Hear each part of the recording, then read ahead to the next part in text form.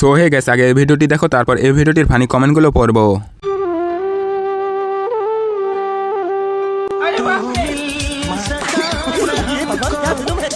तो चलिए शुरू करते हैं। আরে আমরা তো পৃথিবীতে শুধু শুধু অক্সিজেন নষ্ট করছি।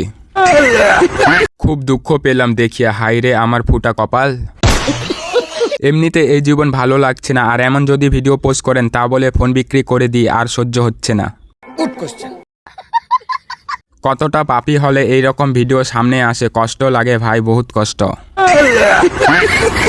জীবনে দুই ব্যক্তির প্রেম হবে না, এক আমি দুই যে কমেন্ট পড়তেছে তার।